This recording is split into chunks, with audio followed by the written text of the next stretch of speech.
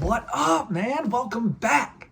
I'm Charlie. For those of you that don't know me, I am a dude living out here in Iowa, born and raised in Michigan. Love all things Michigan sports, and that's kind of what my channel here is built to kind of talk about.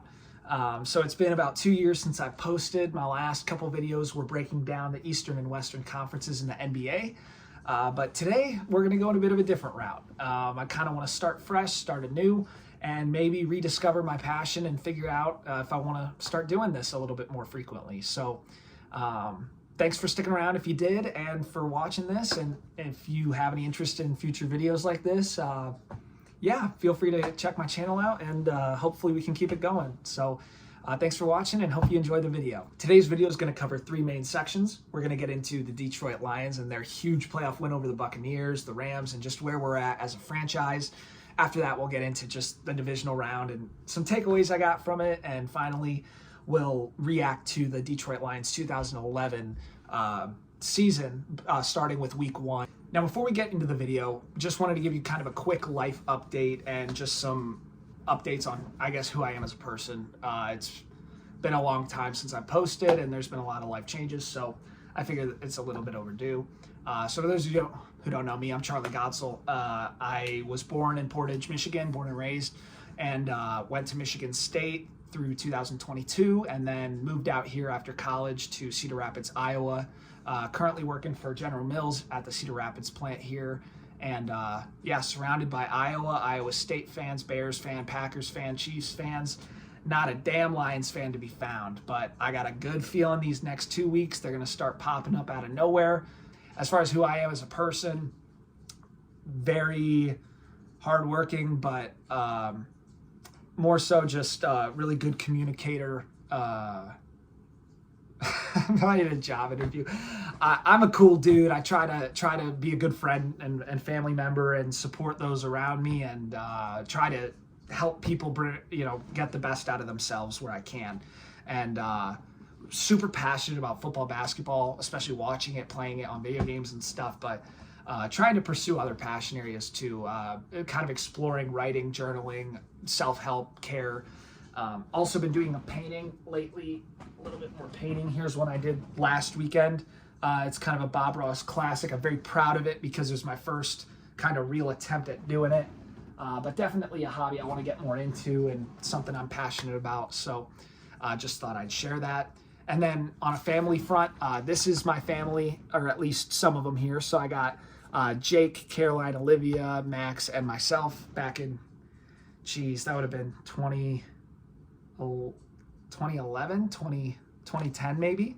But a few that aren't pictured there, Brady and Colin, love them very much too, my brothers, and just love them so much. They're been so supportive of me and my decisions, and it's been incredibly difficult for me to be away from them out here in Iowa.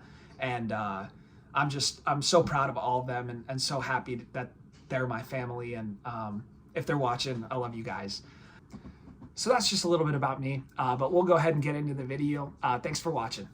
How about them Detroit Lions, man? How about them Detroit Lions? I want to get so hype, but I also want to be considerate of my neighbors. This is like my 4th take trying to do this, so I'm trying to capture the excitement, but I also don't want to be too loud. You feel me? So I can't put into words how excited I am. I mean, I've been a fan for 13 plus years. Granted, I started watching in 2011, and so I can't say I've seen the exact extensities that other Lions fans have seen, all those heartaches, but holy cow, man, 13 years of just getting beat up and not getting playoff wins, and Stafford prime and being wasted, and just a lot of seldom years where I was fully embracing the mindset that I would not see a championship until I was 35 plus, had a family, and just no longer gave two shits about it. Fortunately, that wasn't the case. The Detroit Lions made one of the best coaching hires of all time by hiring MCDC and brought in Brad Holmes. They had Sheila Ford, and really turned this franchise around, building around grit, a foundation of leadership and accountability. Really big pillars that a lot of us can learn from going ahead in our daily lives, jobs, and workplace. I've found in my own walks of life and leadership, just being here in Cedar Rapids working at the plant. I've had my own struggles trying to walk that line between caring a lot about your people and also holding them accountable. And it's a very fine line. And it can be really challenging being so young and not understanding the ebb and flow of respect and accountability, and how you can actually earn a lot of respect by holding people accountable and not kissing their asses all the time. And that's a lesson I've had to learn being out here in Iowa, and that's a lesson I'm watching on the Lions at live time. And it's just reinforcing a lot of really good lessons I'm learning. And it's just so inspiring as a fan, as an individual, as a human. It's so inspiring to take away from just the stories of resiliency. Jared Goff, Amon-Ra St. Brown being a 4th-round draft pick, freaking criminal. Just the ability of the ownership to bring in key contributors, and the way that the Lions are playing, the way they're fighting for their fellow man. Frank Ragnow playing through the injuries the other day. Holmes getting that game-sealing pick after 3 years. The Dallas missed safety for the touchdown to CeeDee. I mean, the way this team has fought has been inspiring. It's got me running again. It's got me flossing in the mornings again. Don't tell me you do it twice a day. And if you do, kudos. The Detroit Lions have me prepping coffee the night before. The Detroit Lions have me meal prepping on Sunday nights. The Detroit Lions have me packing my lunch. The Detroit Lions made me delete Uber Eats off my phone.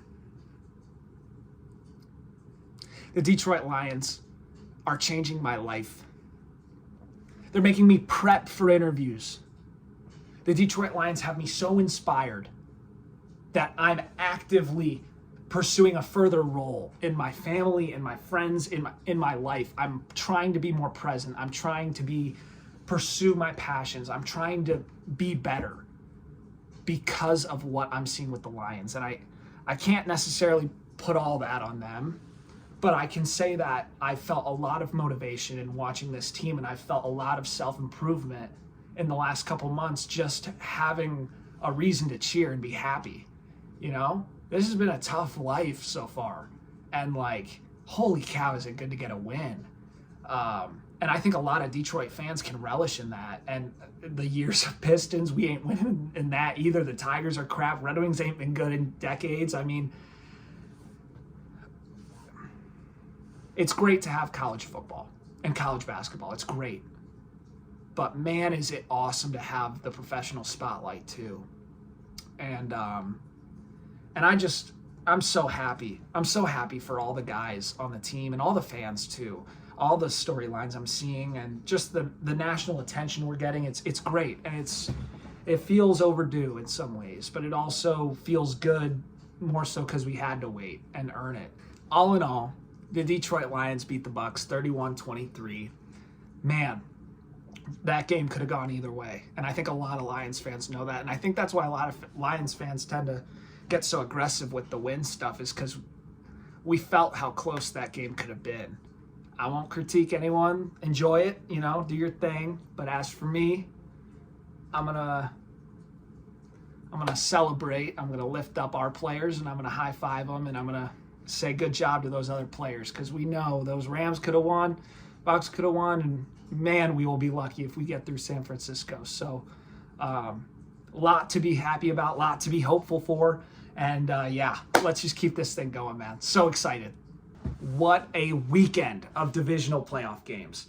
We already covered the Lions, so I won't talk too much about that one, but just need to start by giving my flowers to Lamar Jackson. That dude has been absolutely balling this year, in a year where we didn't know if he was going to even be playing for the Ravens. We thought, even in Detroit, I heard rumblings from fans of we should try and get Lamar Jackson, and thank goodness we didn't try to pursue that, because this team has been phenomenal, and I'm not sure that breaking up the quarterback would have been the best thing for the team. It definitely wouldn't have been. But holy cow, does Lamar deserve some flowers for this performance, to bounce back in the second half the way they did, remain patient, and motivate the guys in the second half. But they showed that stat. I mean, he had 4 touchdowns, 7 turnovers in his first 4 games, and then in that game alone, he had 4 touchdowns, 0 turnovers. He really righted the ship on his narrative especially in the playoffs. And I think next week he's got a phenomenal opportunity to continue that narrative and really put himself into a conversation he's not quite in yet with the Mahomes of the world on potentially generational level of play quarterbacks. I think he's probably already there regardless of the outcome, but I think that win, if they were to win in Baltimore next weekend, could be a cementing point for that. And regarding the Texans, they deserve a lot of credit for the season they've had. They came in with a rookie quarterback, rookie head coach, DeMeco Ryans, and man, they have played so above their pay grade. Just to see that Texans team go out there and play the way they did, it was awesome. And the way they beat the Browns, just dismantling them to get that playoff win, especially over the Browns where they traded Deshaun Watson. I mean, that was pretty special and pretty cool for those Texans fans. And while I'm sure they're sad to not be heading to Kansas City this weekend, I know that they've got some momentum, and I know that they've got a really, really special quarterback, D-end, wide receiver rookie class that'll be great for years to come. So if you're a Texans fan, you got a lot of great things to look forward to, but of course that doesn't change the pain of this current hurt. So, to you Texans fans, my heart's with you, but shout out to the Ravens and Lamar, man. They're in a different class right now. I'm trembling as a Lions fan and really hoping that if and when we're able to survive San Francisco, that we don't match up with those guys. Go Chiefs all weekend. Please let the Chiefs win. I just don't want to see the Ravens, but whatever happens. We want the best. We want all the smoke, and that's what we're about. Next game I want to break down is the 49ers-Packers game.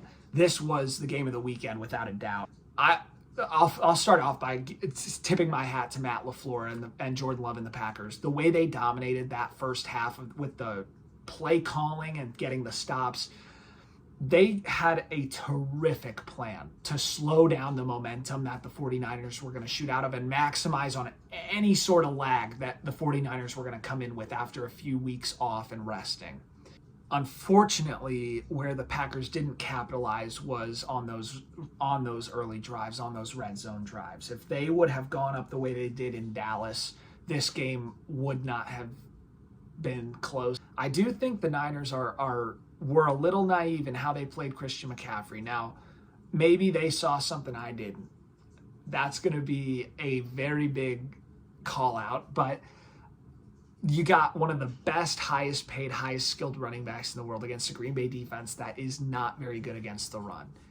And you're going to throw it in the rain with a quarterback that's clearly not doing well in the rain. I question that.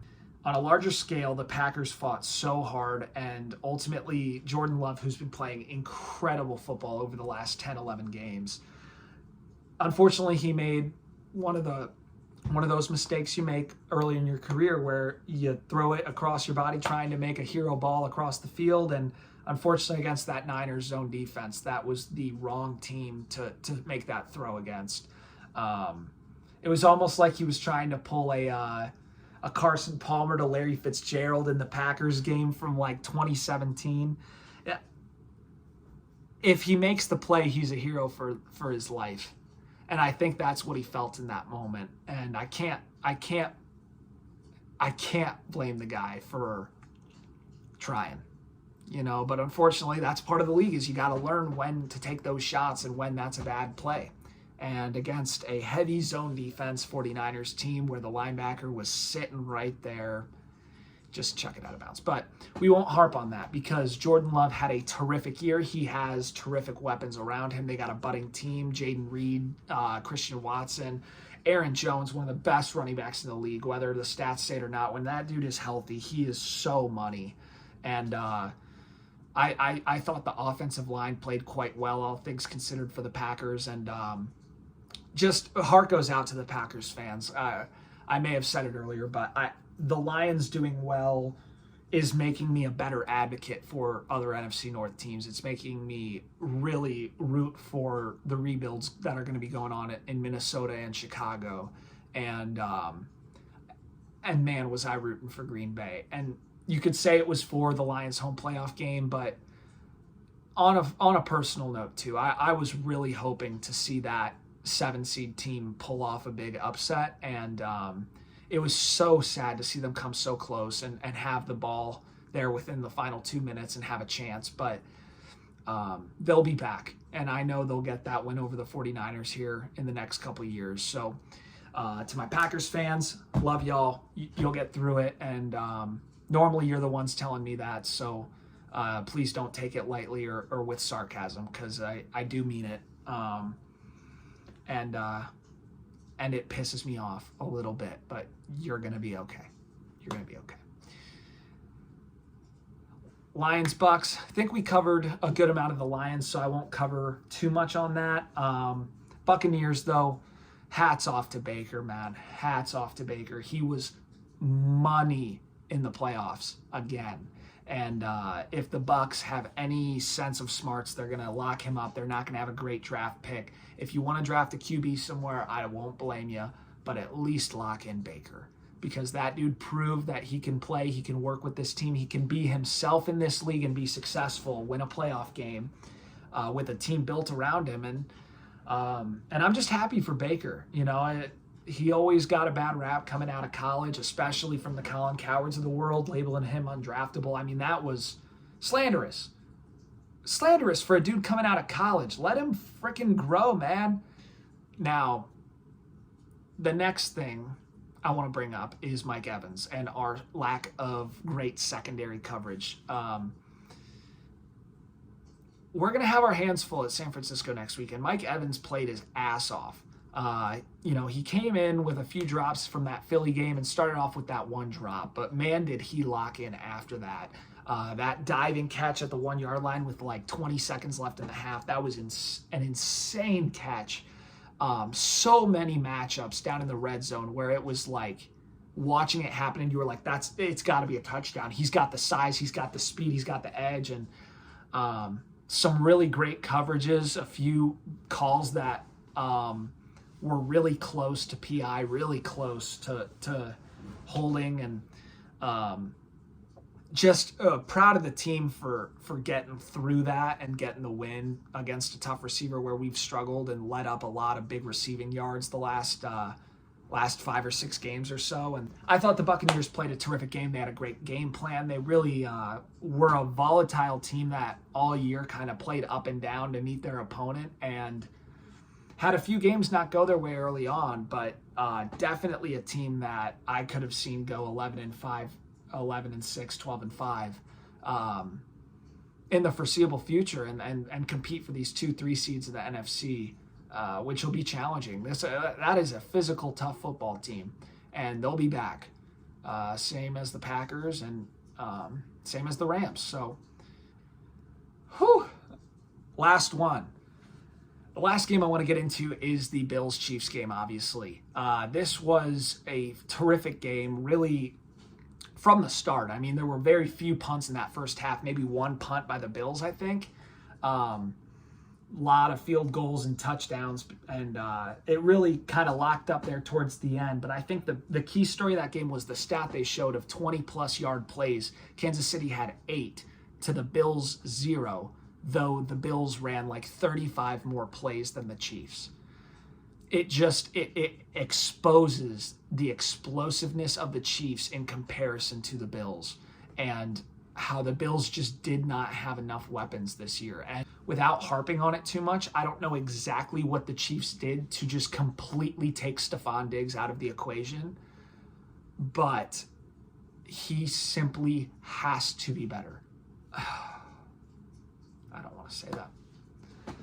It just was a really clunky offensive game where the Bills were fighting for every yard, and unfortunately the Bills receivers just couldn't really get open, and a lot of times Josh Allen was really playing well, playing his butt off, but they couldn't stop the run when they needed to, and that's what surprised me the most. I didn't think the Chiefs were that talented of a running team, but Isaiah Pacheco there at the end when they needed it was grinding for those extra yards, and that was just a depressing finish to watch a home team go out not fighting for the stop. I'd be remiss to not give some credit to Tyler Bass, who is probably going through one of the toughest days someone can have in regard to just the shame. How do you deal with something like that? You probably can't, and you just need to ignore it and go on with your routine until you start processing what happened. But the kickers, man, I mean, scapegoated when you lose, but why the hell did Josh Allen throw that second down up the seam when you had Stephon up the middle? I mean, you can critique every single decision made on those final drives, every single negative one you can Monday morning quarterback. And maybe that's a little bit what I'm doing right now, but I just was so sad to see the Bills go out that way in a year where I felt like they had their best opportunity to take out the Chiefs in recent memory. The Chiefs did a phenomenal job. Jason Kelce was loving it in the stands, and Travis Kelce exploded. Their run game was going well. Patrick Mahomes played his ass off, and I was just very impressed by the Chiefs and their ability to be resilient and fight through the conditions in a hostile Bills environment. And it'll be interesting to see how they stack up against the Ravens. I think I like the Ravens, but I do smell some trouble. I think the Chiefs beating the Bills gives them a wave of confidence that they're going to come in hot. But I mean, that Ravens defense, if anyone can stop the Chiefs, it'll be the Ravens. So, and that was divisional weekend. We've got 4 teams remaining: Lions, Niners, and the Ravens, Chiefs. Will the Lions make it? Will the Chiefs be able to upset the Lamar Jackson MVP-led Baltimore Ravens? We'll find out next Sunday. Chiefs at Ravens at 2 o'clock, and the Lions at the Niners at 5:30 Central Times, of course, being in Iowa. The next section of this video, we'll get into a Lions reaction video from the 2011 season. Feel free to stick around if you want to see some highlights and discussion from that era. But thanks for watching up to this point, and go Lions, baby. And here we are, the long-awaited moment. Lions versus Buccaneers 2011 week 1. Now, I want to start by setting the stage. Here's where I was at this point in my life. I hated football. I had quit flag football in 2008. I was so sick of being told I was supposed to like football. And then I realized what 1st and 10 meant and what 4th down meant and the process of moving the chains. And I started to understand a little bit better the strategy on why the plays that were being called are being called for that reason, and the strategy behind it. I was at my Aunt Trisha's house, and I remember just sitting on the couch. It was a September hot day, and I was just excited to lay down. And the game was on, and I was just like, okay, I guess I'll watch football. And I got so immersed because it was like the first time the pieces were clicking in my head where nobody was forcing me to watch football. I was watching football, and I was trying to understand it. And that changed my life right there. That made me love football. I went out for the football team the following year and played all the way through senior year of high school, learned a lot about life and changed who I am, my trajectory in life just from those 6 years of football. And so my life's been different just from that day, just from being a Lions fan. And honestly, it's been just a terrific experience to go from this year being the holy grail of Detroit Lions years for me to now replacing it with this 2023 season. So without further ado, let's go back. Let's rewatch it. Let's revisit it. The Lions at this point in time are getting Stafford back healthy, complete full year of a healthy Stafford, maybe a little injured here and there, hurt hand, hurt toes, hurt extremities. He's always hitting helmets with his hand. He's always cutting stuff, concussions, all that stuff. He was a gunslinger, tough dude, nothing but respect and love for all that Stafford did for us. But at this point, nobody really expected the Lions to be good. They won their last 4 games. They were 4-12 coming in to this season, and 0-0 to open against a Bucs team that was pretty talented the previous year, if I'm not mistaken. Believe the quarterback was Dante Freeman, Josh Freeman. There he is. Oh my gosh. What a high step.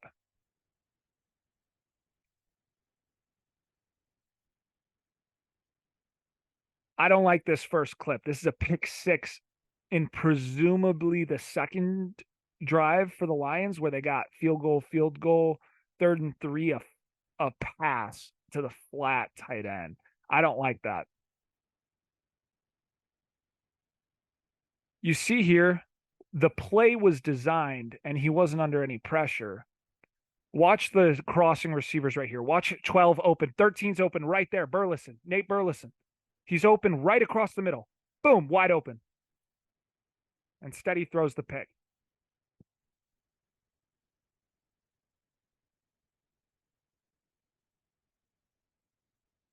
That's Prime. That's pretty nasty. Akeem Talib, shout out, man. I like him too. Prime. Get this man off the team. Pick this man off the team. He was terrible. This man was single-handedly, in my opinion, responsible for every single penalty that the Lions had this year. He was a blame first, yell first, react first coach. The exact opposite of how MCDC has brought a team of leadership and accountability to Detroit. Get this man off the team.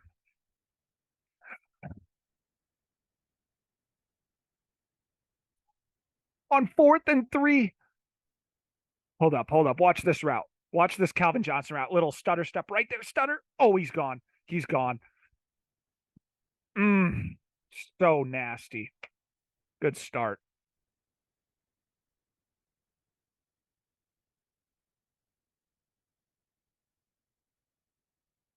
Rolling.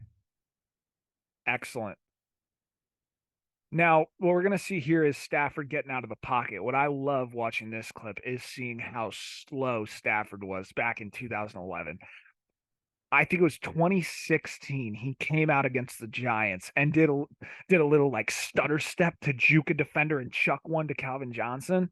That was the first year that coming into the game, they were like, Stafford's been working on agility. He's been getting faster, quicker, fast twitch. He's trying to get better at this. But watch how slow he is. Strictly pocket passer, Matt Stafford, at this point in his career. Pocket collapses. Get out. He was never getting that edge in a million years. Good start. 2010 at the half. Shing! Oh, whoa. All right, Tony. Oh my. Oh my gosh. That's a catch. Touchdown. Stafford's hurt. Because at this point, he was being labeled an injury risk to the team. He could not stay healthy. It was what, 3rd year? I think this was his 3rd year.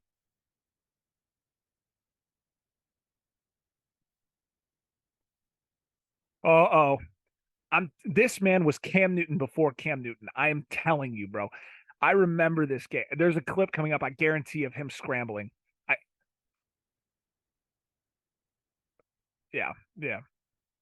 Cam Newton, baby. Down 14, 3 minutes left. Can we talk about how similar this game was, though? This was an incredibly similar game. Up 14 with like under 5 minutes left to go. Crazy.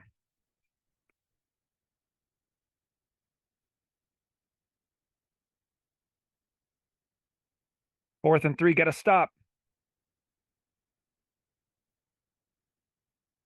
Mike Williams, 2nd-year player.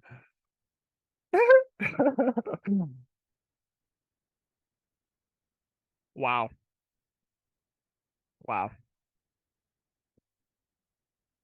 Notice how much time is left on the clock. 1:50. This game should be over. As long as you catch this onside ball, this game is over.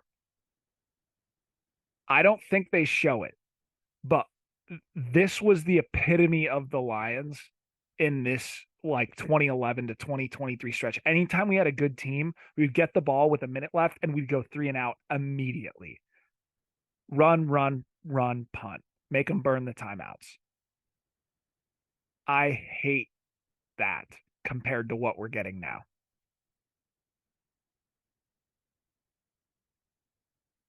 Need a first down.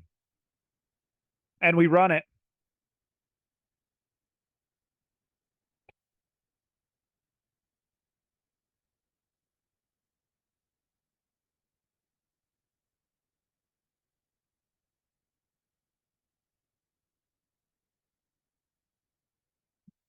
Again, the epitome of the Jim Schwartz teams we had. Terribly coached, terrible discipline. Plays like this all the frickin' time.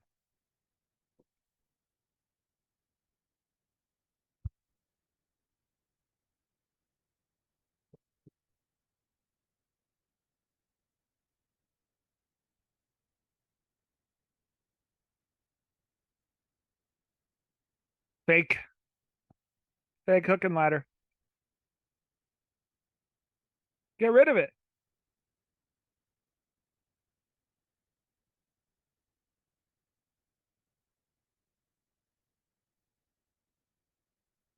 Oh, game time. 27-21-0. Clap it up for the Lions. Stafford, 24 for 33, 305, 3 touchdowns, only 1 pick after that first quarter interception. He threw 3 touchdowns, presumably 24 for 32, not counting that 1 pick. That was more of a bobbled catch, but as I said, a poor decision by Stafford.